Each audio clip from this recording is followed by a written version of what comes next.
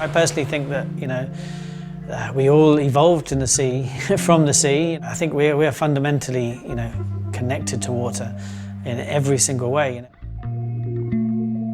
Our sea provides the air we breathe. It supports the entire sort of life system on our planet. Without the blue, there is no green, So, yeah, we are water and we are connected, and I don't think we'll ever lose that connection. It's always a part of us.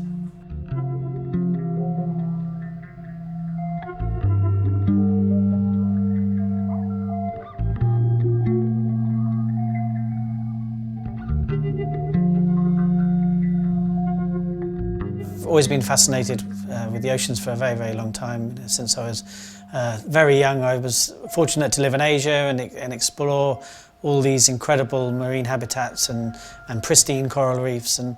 But I also was very interested in art, and I spent a lot of time in the UK exploring the boundaries of public art. But I always became a little bit disillusioned that it was all very sort of temporary in a way and kind of wasteful. It kind of lived the life of an exhibition or a public display. But then I had to sort of pack it up and store it, and I don't know, it just didn't feel sort of valuable enough. And so when I started to realise that if I then explored the underwater world, and then if I used my art to actually create something functional, something practical, as well as being able to sort of tell stories and send messages about our world, then it kind of sat a lot more comfortably with me, and I sort of felt I'd had the right combination of function and concept.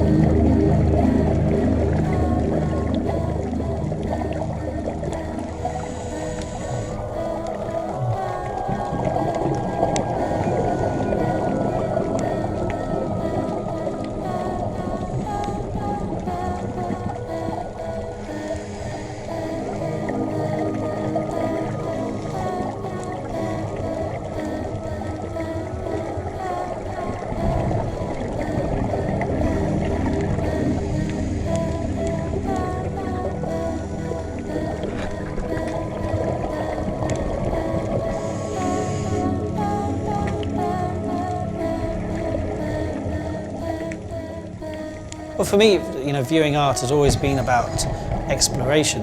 Exploration of ideas, of concepts, of different narratives. And for me, when you also include that with a kind of the exploration of the environment, when you take the artworks out of this sort of the white walled gallery or this big sort of institution, and you put it into a natural space, I think it kind of blurs the lines between what is natural and what is artificial.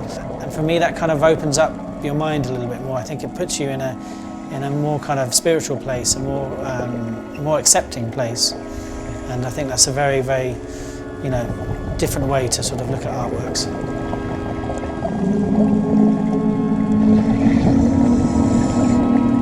I wanted people to feel that our underwater spaces are sacred areas.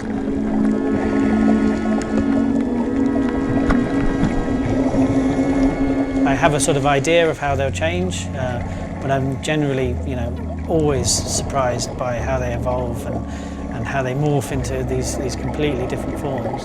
And some of the shapes and some of the textures and some of the colours are nothing that could be produced in a studio. We try in the studio to recreate some of the things I've seen, and they're almost impossible.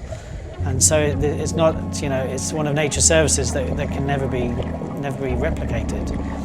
And for me, what's really sort of interesting about how they evolve, and I think having my work colonised by the marine environment is something that's very authentic.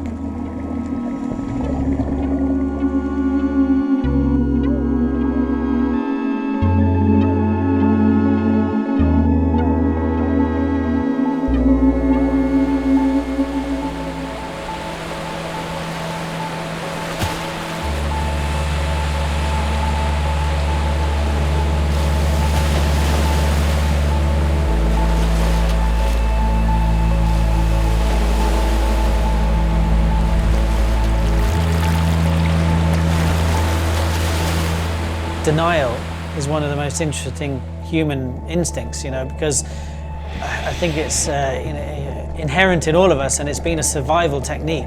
It's something that we ultimately need to change and be more realistic about what is happening and what our everyday actions incur. I think our oceans, our seas, our coral reefs, our marine ecosystems are severely depleted, severely in trouble. Just over my short lifespan, I've seen dramatic changes. Coral reefs are dying around the world. Our oceans are heating up, which is causing, coral bleaching events, which is causing oxygen levels to be depleted in the sea, severely overfishing our oceans, decimating, natural ecosystems. Many different things. Ocean acidification, the pH of the ocean is actually changing.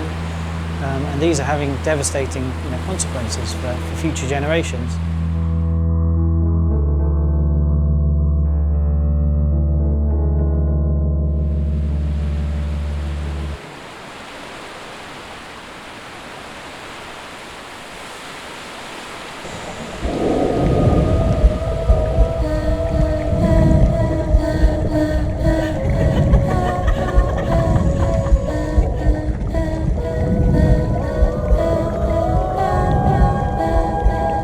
I tried to use the sculptures on many different levels. First of all, just from a very, very, very practical level, they're an artificial reef, so they provide a hard substrate for many different marine creatures to inhabit. They're designed so that corals can actually grow on them, different types of algae, tunicates, soft corals. So they actually become colonised. They're also, the shapes of them are designed so that different species can live inside them, different types of crustaceans and fish aggregations.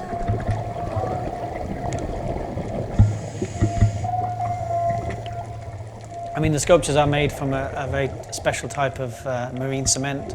They're reinforced with a special fibre.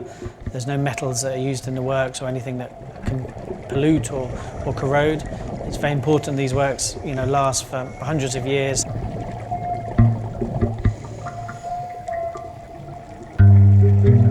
So that's just on the practical side, but then there's other sides where it's also about controlling tourism, maybe diverting the sort of large numbers of people that visit coral reefs, diverting them away from natural areas and trying to concentrate them in areas where they do less damage.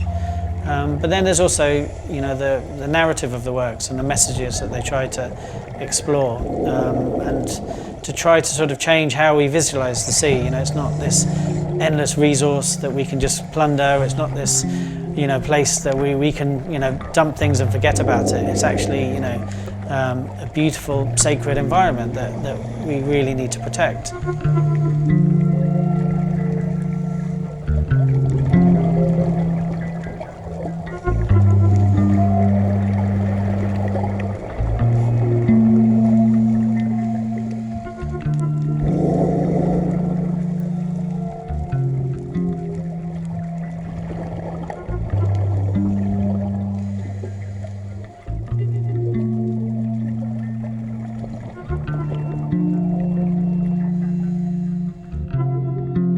And actually, we need to start learning that we all share our resources. We share the air we breathe, we share the oceans, we share our climate, and we really need to find ways to work together and not sort of isolate ourselves further.